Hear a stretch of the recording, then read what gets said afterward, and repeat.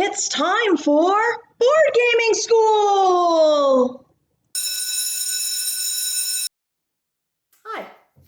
In today's episode of Board Gaming School, we're going to be talking about Tsuro. Tsuro is a pretty cool game, very easy to learn, and can actually encompass a lot of people. Today's video, we're going to talk about basically the benefits and skills that you can learn from Tsuro. We're also going to talk about the different audiences that would benefit from it, as well as I'm going to be showing you how to play the game, because again, it's a very, very quick game. But before we get to that, fun fact. Did you know babies have about 100 more bones than adults actually do? They have about 300 bones at birth, with cartilage between many of them. This extra flexibility helps them pass through the birth canal and also allows rapid growth. As they age, many of the bones will actually fuse together, which leaves us with the 206 bones that make up the average adult skeleton. Who knew? So the game audience basically for Tsuro, it encompasses quite a large variety of people that can play this game. The age for this game basically is 8 and up. It's a very simple game to be able to teach youngsters as well, obviously, and up to seniors. You're looking at about, if you look at the frame that I'm showing you right now, basically you're looking at 2 to 8 players to play the game. And it's about a 15-minute game. I'm gonna, the more players you have, it may be slightly longer than 15 minutes, but not a whole lot. Basically, you're laying a bunch of tiles on a board. Each of those tiles has lines on it. You're following those lines. And at some point, all those lines will intersect. And you are hoping not to run into somebody else, not to run off the board, and to be the last person standing at the end of the game. This game basically is very language independent. So you don't need people who are fluent in English, for example, to be able to play this game. So that does, as I said, open up the audience for the game. All ages, from 8 all the way up to senior, can gain and practice the skills that we'll discuss in a moment. There's no obvious curricular connection, but again, if you want to improve learning skills, this is a great game to put into the classroom. It's quick, it's easy, and you can play several people. So again, you don't need a whole lot of copies, for example. In order to have, let's say, a class of 32, you again would need about 4 copies. The skills that basically you can get from playing Tsuro will be visualization, calculation, tactics, evaluation, and analysis. So basically, the visualization is to see in one's own mind the position that you're going to be able to reach by doing a certain action. And you are not actually physically making them. So it's basically, there's an element of prediction involved that, again, elementary students will need to grasp, but it will obviously be an easier skill that's mastered as you get older. And basically, they have to consider the implications of those new actions.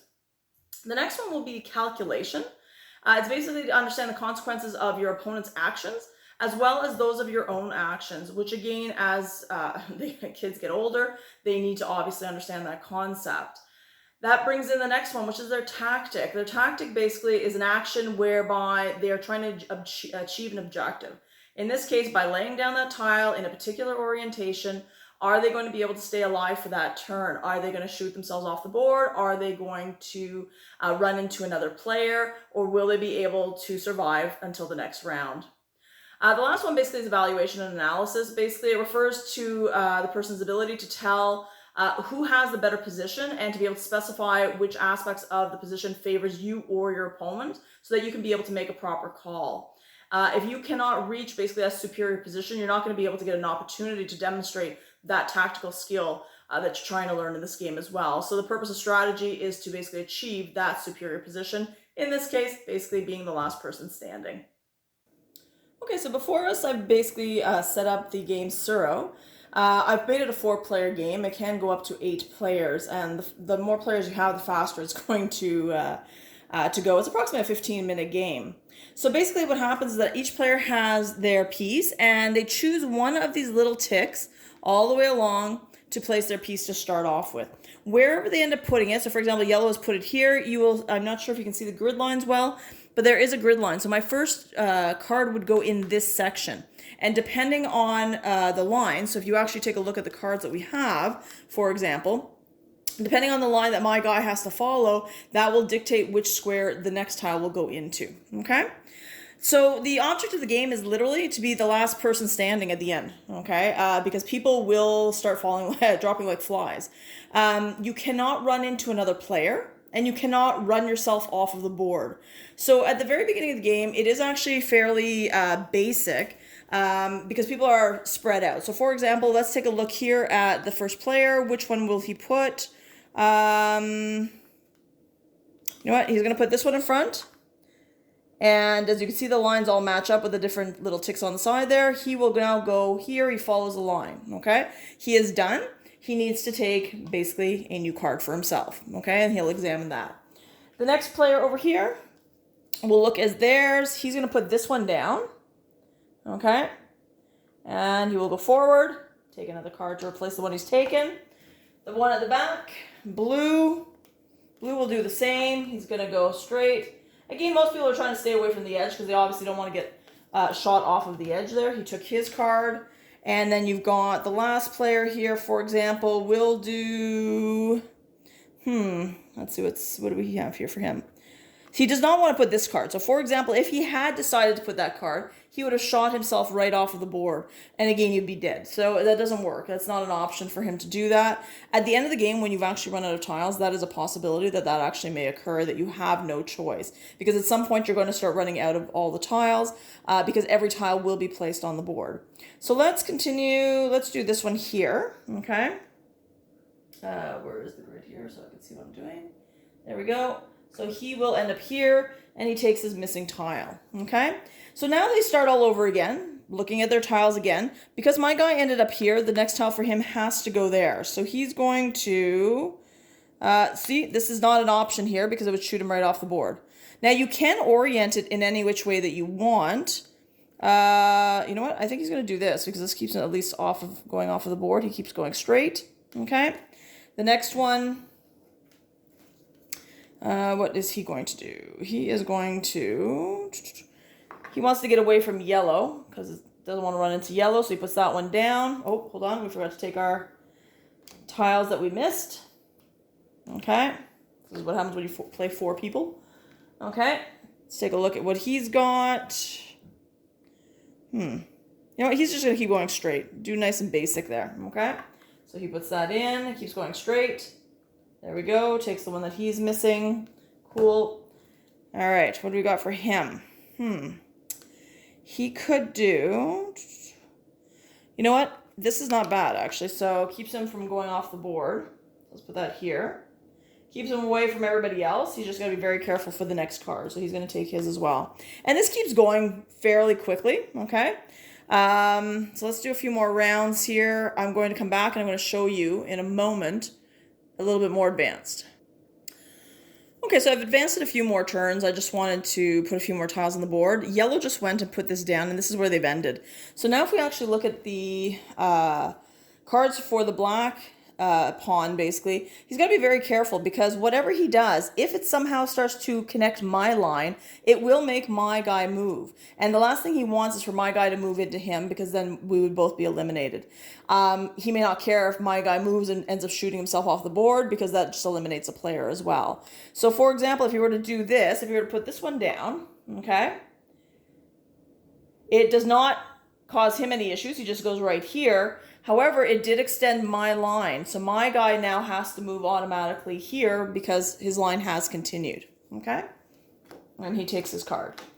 Now, again, we've got a lot of danger. We've got 3 guys really close together. So he's got to be very careful about what he does. You know what? He's going to do the easy one. He's just going to do this. Okay? So he continues on because obviously it allows him to go. He ends up here. It does actually end up causing black to have to move. So he goes around, he goes here, he ends up right there. And yellow is not affected by this. Okay. So I'm going to continue a few more rounds and then I'll bring you back again. I'll continue the game on a little bit further now. You'll notice that the draw pile is now empty at this point. We've taken the last card. So basically players have to use whatever it is that they've got left.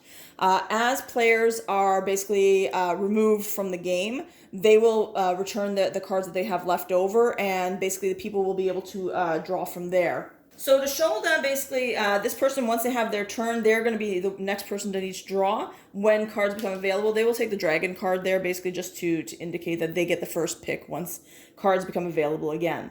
So we are now up to, what are we? That was green, wasn't it? Okay, so green needs to pick whatever it is that they're doing. They're going to do this.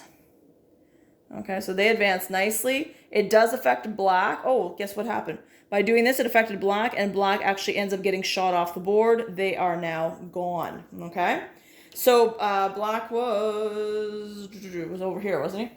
Okay, so these are the cards for the black pawn, basically, and they end up going back into a draw pile. So now he does have a card that he can draw. So this can go out of circulation. Now we go to the yellow player, and we've got... let's see here. We'll do this, nice and simple. And that brings us over here. They also can draw. Okay, and then we go to the blue player. Now the blue player has to be very careful because he's got to put it right. So hold on, you're supposed to continue on. He has to put it right here. And he doesn't want to shoot himself off the board. So if we were to use, for example, this one here.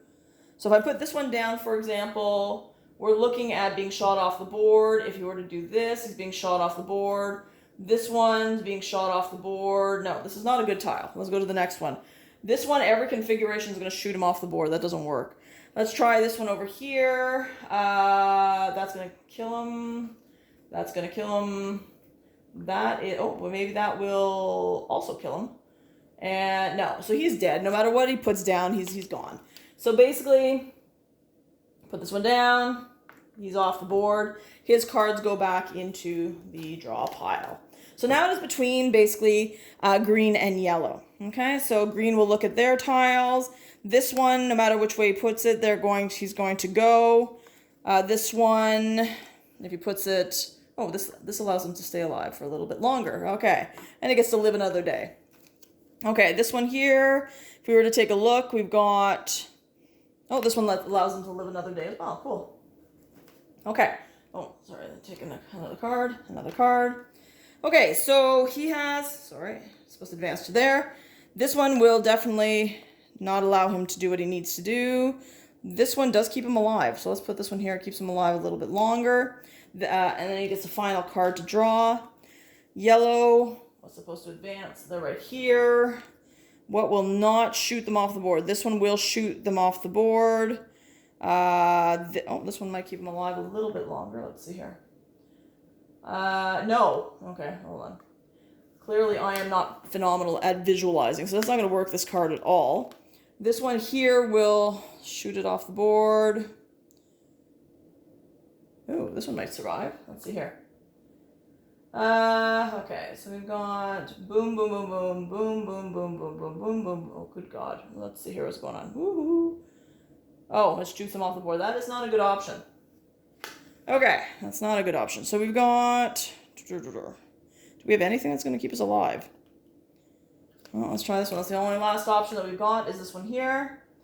And I'm pretty sure it takes us on that horrendous journey off the board. So basically, green is one. Okay, so it's a fairly quick game. Obviously, everybody else is doing their own thing, so it goes faster than one person doing everything.